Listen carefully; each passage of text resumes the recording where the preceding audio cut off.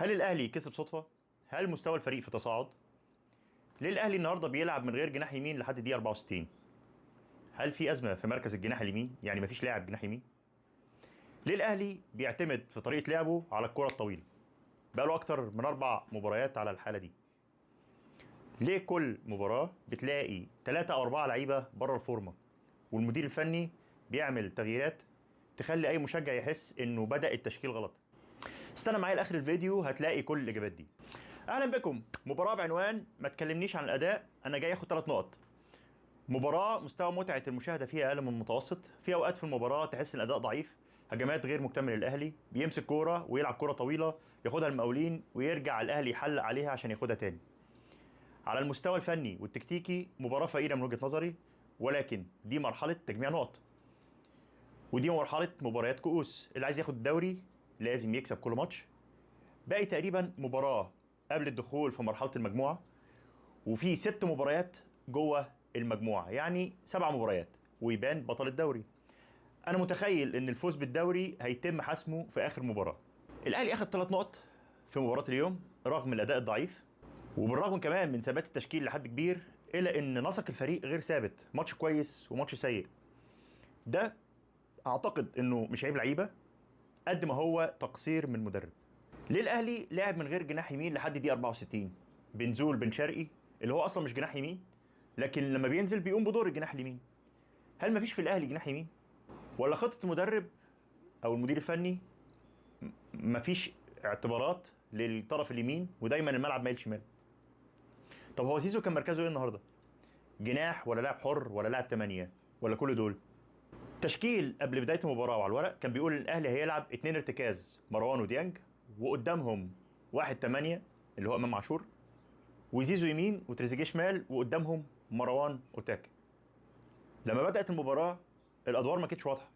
انا كنت بشوف ديانج بيلعب 8 وزيزو مش عارف مركزه بالتحديد لانه بيتحرك في كل حته، واحيانا كمان كان ديانج بيلعب مايل ناحيه اليمين كانه جناح يمين. سيبك من اللخبطه دي. تاني، مش مهم المراكز قد ما المهم الادوار، مين بيعمل ايه. انا شفت لخبطه طول الشوط الاول ولحد الدقيقه 64. عندك 6 لعيبه في الملعب بره الخدمه، لا باص صحيح ولا ضغط ولا تمركز ولا فعاليه ولا ادوار دفاعيه. هل ده اجهاد ولا ممكن يكون اللعيب مش في يومه؟ بس معقوله 6 لعيبه مش في يومهم؟ ده كتير. ولما اللعيبه دي ما تكونش في يومها بالعدد ده لازم يكون التغيير اسرع من كده، مش هقعد الدقيقه 64 وبعدين ابدا في تغييرات، وخصوصا زيزو وديانج. ال6 لعيبه اللي ما كانوش في الخدمه النهارده: 1 ديانج، 2 زيزو، 3 احمد عيد، 4 هادي رياض، 5 مروان اوتاكا، 6 بالرمضان اللي نزل بديل في الدقيقه 64 وتقريبا اول مره شفته بيلمس كوره في الدقيقه 92. نروح بقى لطريقه لعب الاهلي. هل الاهلي ما بيعرفش يخرج بالكوره فبيضطر انه يلعب الكوره الطويله؟ اللي يخليني اقول كده ان الاهلي بقى له 4 مباريات معدل الكرات الطويله كالتالي: الجونه 77 كوره طويله، منها 36 كوره صح بمعدل 47%. المباراه اللي بعديها كانت سموحه، الاهلي لعب فيها 65 كره طويله، 38 بس اللي صح بنسبه 58%. مباراه زد الاهلي لعب 80 كره طويله، 25 بس اللي صح بنسبه 31%. اما مباراه اليوم بتاعت المقاولين برضو الاهلي لعب 80 كره طويله، منها 32 كره صح بنسبه 40%. ايه الاسباب؟ هل ده مثلا بسبب عدم قدره خط الدفاع على بناء اللعب نتيجه الضغط العالي مع الفرق اللي بيلعبها؟ لا. ليه؟ لان الفرق كلها وخاصه الاربعه الاخيره كلهم بيلعبوا قدام الاهلي لو بلوك وميد بلوك، ما بتضغطش اصلا على الدفاع بتاع النادي الاهلي، بتعتمد على المرتدات والهجمات السريعه. طب هل ده بسبب مثلا عدم قدره خط النص على استلام ونقل الكوره، او عدم التحرك السليم لخط الهجوم وعمل التحولات وتطوير الهجمات؟ ممكن. طب هل ده بسبب بطء نقل الكوره وبعد الخطوط عن بعض؟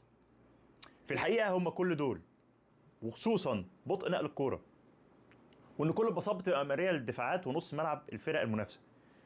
وتحركات اللعيبه محتاجه مراجعه. يعني ايه محتاجه مراجعه؟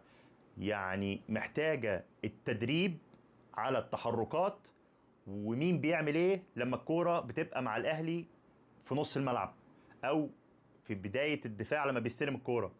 الكلام ده بيحصل في التدريب مش بيحصل في المباريات. هادي رياض واحمد عيد عندهم مشاكل في استلام الكوره وفي التمركز.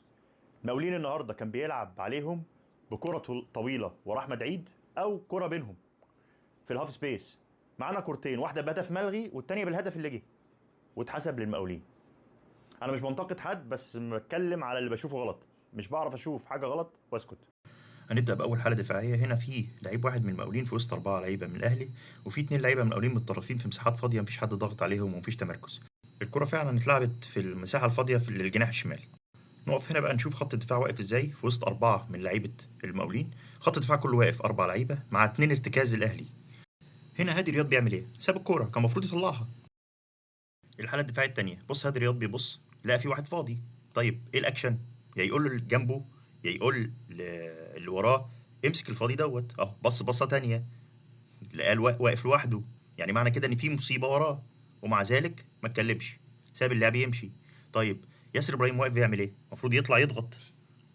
كوكا دخل، بص بقى بصه ياسر ابراهيم وهادي رياض بيبصوا هما الاثنين وعارفين ان في واحد فاضي ورا، ومع ذلك مفيش حد فيهم كلم التاني عشان يرحل اللعب او يترحل يضغط على اللي لوحده بهدف.